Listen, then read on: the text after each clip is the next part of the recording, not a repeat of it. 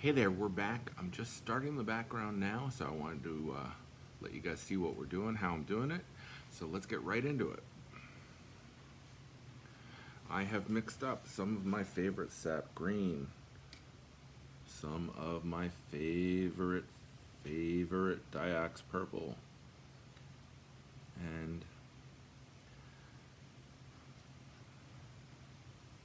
I'm letting them run and mingle together. I have done the outlines of the feathers that are showing so that we don't miss those. And I'm trying to do the same thing up at the head here. I'm trying to paint negatively in to get the shapes, and then come in with the darker color.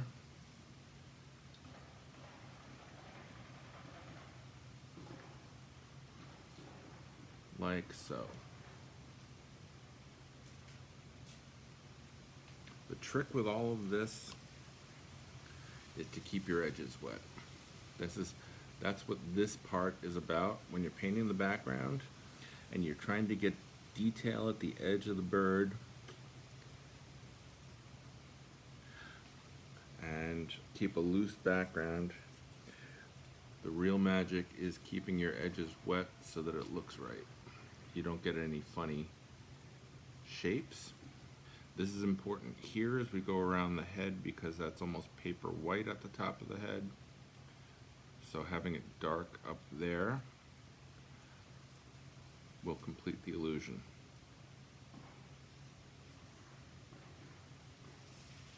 I'm going to go right up to the beak of the nose, or the edge of the beak. And you can see how that really helped tame, or I'm sorry, shape. I gotta paint here for a second. Gotta keep things moving or I won't have a wet edge to work with. Once you get that edge of the bird done, once you've got the shape in, then you can paint faster and not worry so much about splotches. But you gotta get in there pretty quick and make it happen. So having a lot of color pooled up is also key so that you don't get stuck having to run around and getting to make the colors. It's like trying to build a plane while you're flying it, as my wife always says. And that's a pretty apt analogy. Again, we're going to come in here, dry out the brush a little bit on some paper towel, and create those feather shapes. Go right up to the legs. Just like that. And then once you've got a basic color in there and you've got the shape defined, you can always tap in a dark, like I'm doing here. I gotta tell you, I like having this negative white space here too.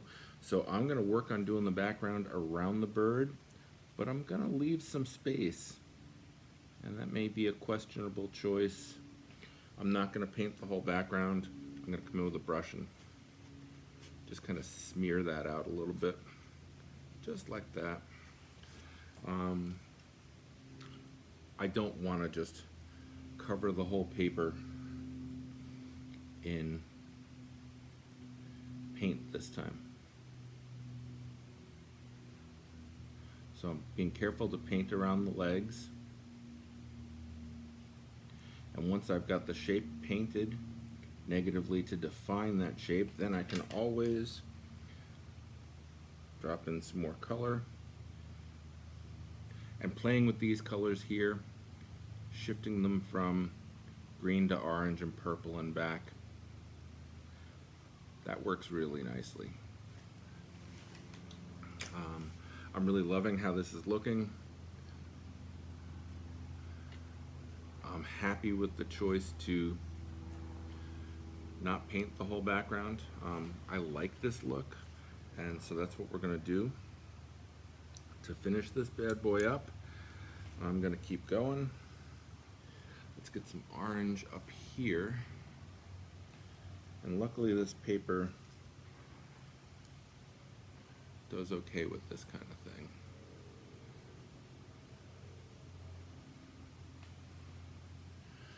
And I'm gonna grab that before it runs into the bird and just use it somewhere else. Now I'm using it over the blue shadowy part of the beak. And what I'm gonna do is shift this to the cooler purple color as I get to the yellow part of the beak, playing with the opposite colors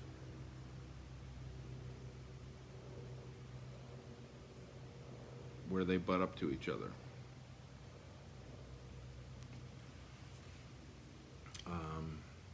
Yeah, I'm crazy happy with how this is working. Again, going in and pulling out that rough edge of the head there by dropping in a little bit more paint.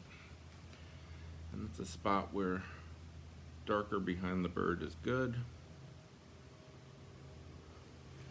Like that. I need to wet this a little bit. Drop in some green. If we can get this past the bill, it'll just drop down and run. Just like that. I do think I need to go darker down under here.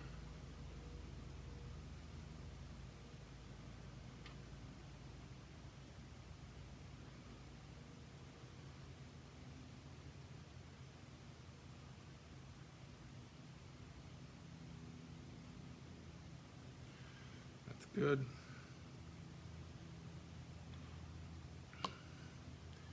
Load up some more green and some orange real quick so we've got it. So I can drop it in.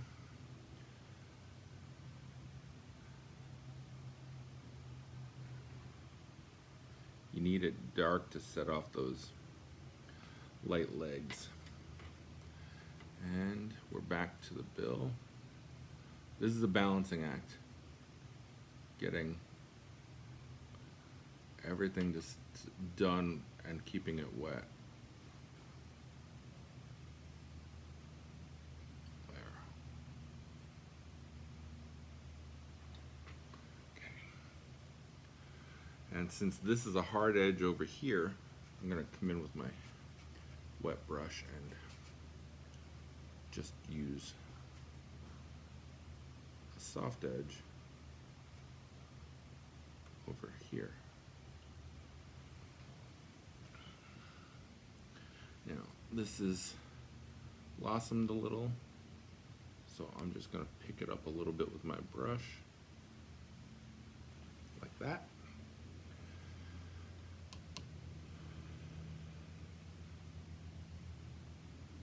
And here's where we're going to get into the tricky little bit. I'm going to switch to a smaller brush.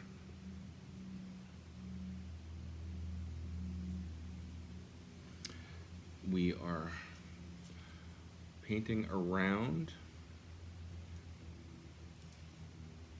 those stray feathers to create that shape. Then we paint it in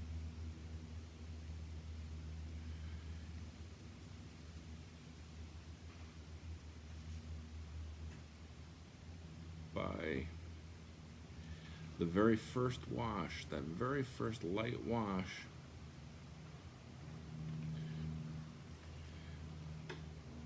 We put that little bit of color in there so it wasn't pure white.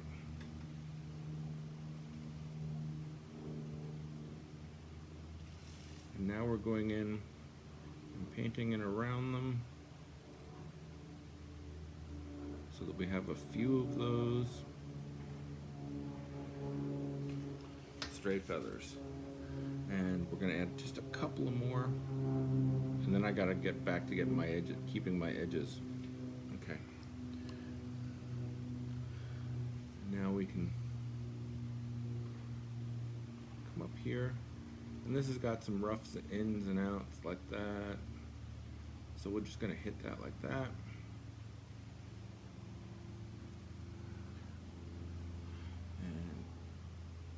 In here and make that shape a little bit. This will help pop that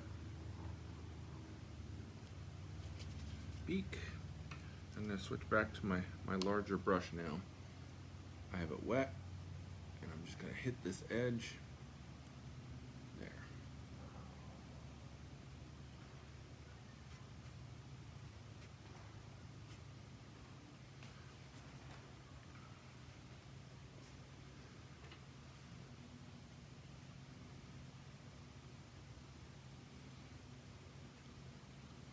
Going to paint around those loose bits, and then we get back to the leg. Let's grab some of that green and mix it in with the purple. There we go. And holding the brush way back, not like a pencil, not like you're choking it. Nice relaxed strokes. Get in here.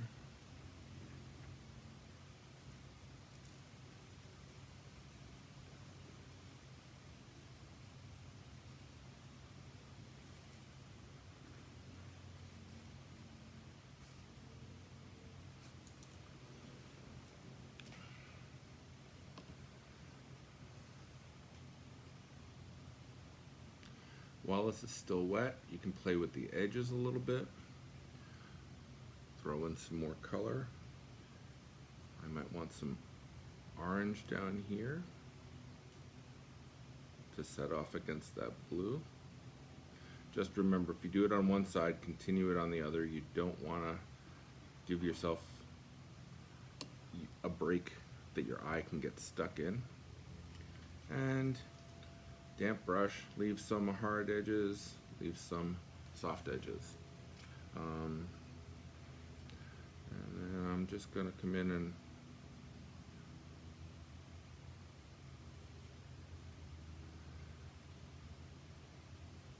do some calligraphic kind of ripply kind of stuff to be the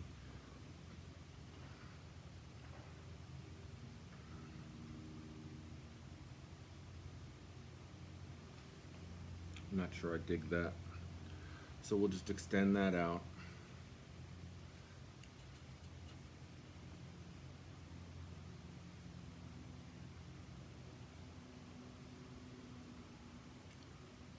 Don't be afraid to take risks. It's just a painting.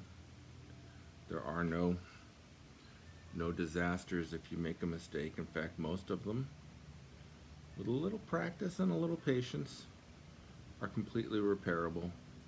Now what I am doing here is I do like this. I'm keeping a few holes. Just trying to make them feel organic. I don't want them to be perfectly spaced and shaped.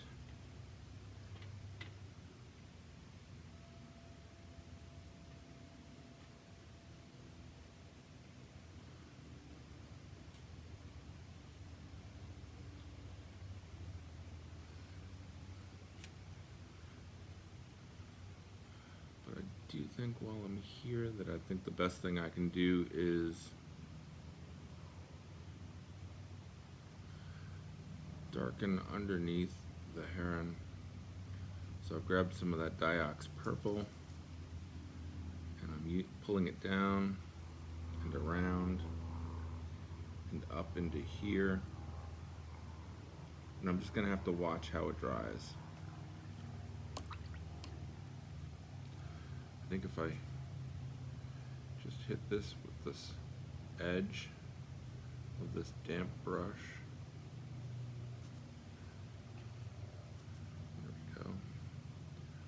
kind of half tone it down.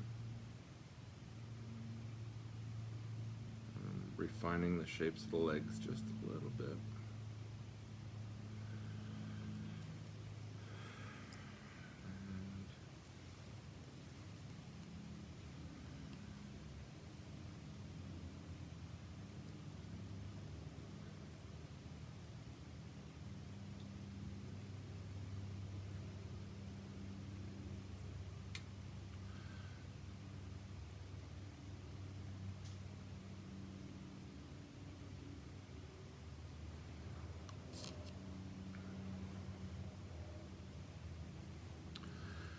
think one thing I want to address, and then we'll be all done with this bad boy, which I think looks really, really good, is I think that the value of the beak and the value of everything else, what's behind it, is a little bit too close.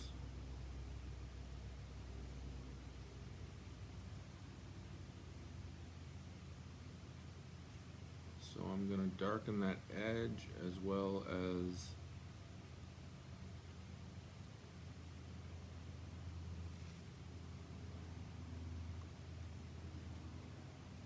that. And this color needs to be darker.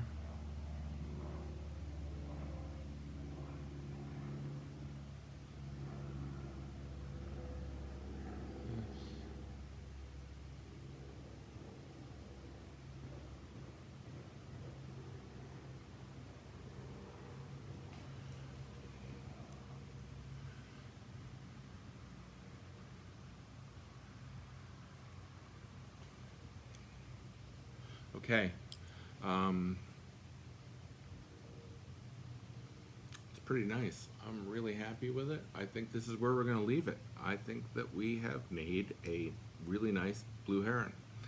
I can't wait to see what you guys come up with. How do you approach it? Are you going to paint the whole background or just enough to give you some shape around the shape of the bird? I may darken the background a little bit more, but that's really going to be it. I think it's a home run. Cool. Hey, if you guys think of it,